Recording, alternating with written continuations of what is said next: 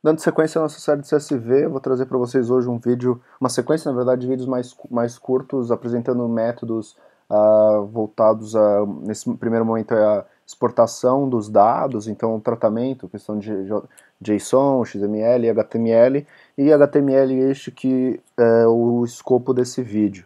A gente vai entender como que a gente consegue gerar uma tabela, né, uma estrutura de tabela a partir dos dados que a gente já tem coletado aqui nesse nosso CSV, que eu estou guardando ele aqui dentro de Storage Apps CSV, csv.csv. Por sinal, eu vou mudar esse nome porque está um pouco ambíguo. Então vamos renomear aqui para Files, e aqui o csv.csv eu vou renomear para, vamos fingir que isso aqui é sobre livros, então Books, certo? Então a primeira coisa que a gente vai fazer, a gente vai criar uma variável chamada File, e utilizando a classe Reader, a gente vai usar o create from path. Aqui, ó. Aí eu vou passar, vou passar aqui como parâmetro o caminho para o storage. Então, storage app files books.csv, certo? Se a gente vier aqui no nosso books.csv, a gente vai ver que o delimitador, ou seja, o que vai fazer a diferenciação do que é cada elemento, é a vírgula.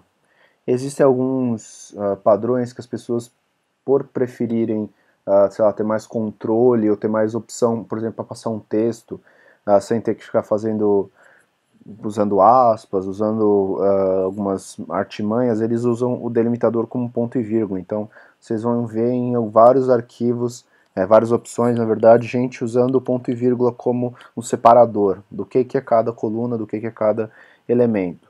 Se você, na sua estrutura de CSV, estiver usando um delimitador que não é a vírgula, você precisa passar esse método aqui. Então, file set delimiter, e aí você vai passar aqui ponto e vírgula, certo? Mas como por padrão, se a gente olhar aqui o método, ele vai usar o delimitador padrão aqui, ó, como a vírgula, certo? Então não precisa alterar nada, como a gente já está utilizando o padrão, ele vai funcionar, ele vai entender certinho. E aí a partir disso é bem simples, a gente pode fazer o que? Eu vou passar, eu vou definir que file vai ser igual a file to HTML, certo? E aí isso aqui é uma função. E aí se eu quiser dar um return, eu vou retornar na nossa view, welcome. E aí aqui eu vou passar a variável para a nossa view, certo? Fiz a array aqui. Se eu dar um refresh aqui, ele vai carregar o form, beleza? Deixa eu deletar essa estrutura que já tem. Tirar esse style aqui e a fonte também. E aí aqui se eu der eu tenho que escapar, então se eu der um echo escapado aqui em file, tá em files? Isso, file, ele vai exibir a estrutura aqui pra gente. Ó, ele faz a TR, a TD, tudo certinho, cada elemento. Só que ele tem uma coisa interessante, se a gente passar dentro dessa função, desse retorno valores, ele vai adicionar isso como classe. Então vamos passar aqui, por exemplo, table striped.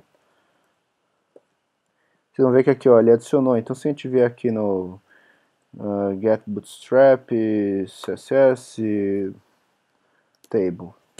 Vamos, por exemplo, fazer a implementação já com um estilinho. Então,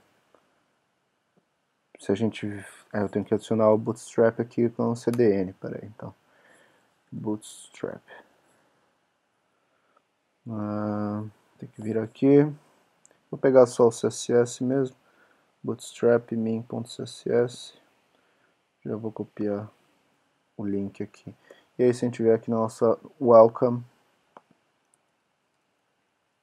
dá um refresh, ele já está retornando. Obviamente que a gente consegue fazer uma coisinha um pouco mais bonita, colocar um container, row, passar aqui dentro, colocar dentro de uma coluna, sm6, call, sm offset 3.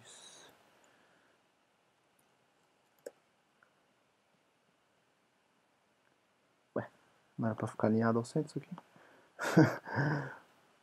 Ah, é que a coluna está muito grande. Mas enfim, vou tirar esse estilo aqui, vou passar só o 12, só para ele pelo menos fazer esse gapzinho. Mas aí tá aí, ó, a nossa estrutura, nossa tabela, a estrutura do HTML já foi gerada. A gente consegue, que nem eu comentei, adicionar uma classe, passar uma classe. Eu poderia, se você não quiser utilizar uma própria view, por exemplo, se isso vai ser uma chamada, você quer retornar isso de alguma forma já printado para o usuário, você pode retornar direto isso aqui, você não precisa passar por uma view, por exemplo. Então se a gente vê aqui, o único ponto é que você não vai conseguir passar adicionar, por exemplo, um CSS, ou se você fizer inline ou adicionar. Porque se você retornar isso aqui direto, ele também vai retornar o HTML, só que ele não vai utilizar, que nem eu comentei, ele não vai utilizar nenhuma view, ele vai printar o HTML direto. E aí já dando um spoiler do próximo vídeo, se a gente vier aqui no método toHTML, a gente vai ver que ele usa o método toXML para fazer a estruturação. Então aqui embaixo ele tem o root name, que seria o node raiz, então o node principal, o nome da linha e o nome da célula. Então o nome da linha vai ser tr e o nome da célula vai ser td. Então já para dar um preview para vocês do que vai ser o próximo vídeo sobre XML. Dá para ver aqui que ele faz algumas coisas recursivas, enfim, um array walk. Então é isso, até o próximo vídeo e um abraço.